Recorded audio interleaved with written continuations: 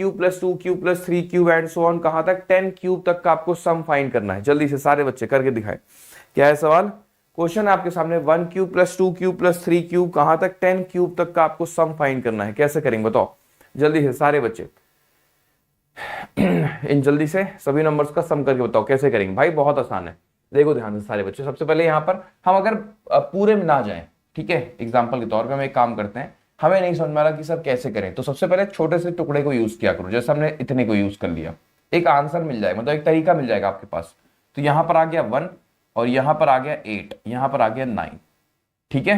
2 का क्यूब और 1 का क्यूब 9 आ गया 9। इसका मतलब एक बात समझ में आ रही है, वो ये है कि 1 प्लस 2 है ना, आंसर कितना आया था 9 आया था, है ना। तो इसका मतलब 1 प्लस 2 यानी कि जो भी इनका सम है उसका स्क्वायर करना पड़ रहा है ना।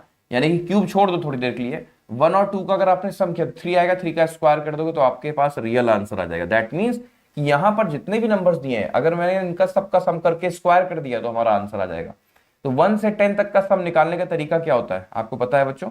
तरीका होता है 10 मल्टीप्लाइड बाई 11 अपॉन 2, यानी कि जितनी भी संख्याएं लिखी हैं, है ना, 10 तक कितनी संख्याएं 10 हैं, तो 10 को 11 से गुणा कर दो उसके एक आगे वाले से, 10 क्रॉस 11 और फिर 2 से डिवाइड कर दो। कितना आंसर आएगा बच्चों? आप बोलोगे सर ये आंसर आएगा आपका 55, ठीक है, ये आपका आंसर आ गया 55। ये 55 क्या है? 1 से 10 तक के नंबर्स का सम है।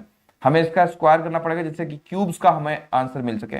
तो 5 का स्क्वायर हो गया 25 और इस 5 को आगे वाले से गुणा कर देंगे यानी कि 30। तो इसका आंसर होगा 30 25। क्या सारे बच्चों का आंसर 30 25 आ रहा है? क्या सारे बच्चों का आंसर 30 25 आ रहा है? मजा आया? अच्छी अप्रोच है ना। तो ये अप्रोच कब काम करेगी बच्चों? ये अप्रोच तब काम करती है जब क्यूब्स, है ना, 1 से लेकर के 10 तक के नंबर से क्यूब का अगर आपसे कोई सम पूछे, 10 हो, 20 हो, 30 हो, 100 हो, 1000 हो, कुछ भी हो, है ना, 1 से लेके होना चाहिए, शुरुआत 1 से होना चाहिए, ठीक है। 1 cube plus 2 cube plus 3 cube कहां तक? 10 क्यूब तक। अगर ऐसा है तो आपको करना सिर्फ इतना है कि पहले तो 1 से लेके 10 तक का सम निकाल लो, यानी कि 1 plus 2 plus 3 plus and so on कहां तक?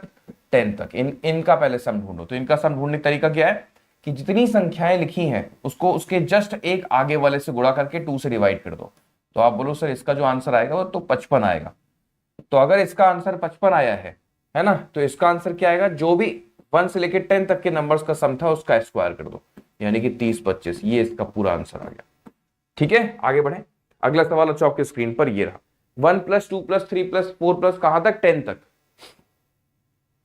अच्छा लाल बम गिर रहा है, इसका मतलब बच्चे नया सीखे हैं कुछ। हाँ नाइस। ये अच्छा है ना, ये हम लोग के आपस में कम्युनिकेट करने का तरीका अच्छा है। अब जैसे यहां पर देखो क्या है, 1 से लेके 10 तक के नंबर्स का सम करना है, कैसे करोगे बच्चों? 1 से लेके 10 तक के नंबर्स का सम करना है, कैसे करोगे? अभी पीछे सिखाया मैंने, है ना। तो यहां देखो 10 है, 10 को 11 से गुणा करके 2 से डिवाइड कर दो, ठीक है। तो यहां पर 5 आया। और याद होना चाहिए, मैं तो कहूंगा याद होना चाहिए, 1 से लेके 10 तक के नंबर्स का सम तो आपको रटा होना चाहिए, 55 होता है, बहुत बार यूज में आएगा, ठीक है। ये फॉर्मूला चलो सीख लो, बट याद होना चाहिए कि 1 से लेके 10 तक के नंबर्स का सम हमेशा 55 होता है।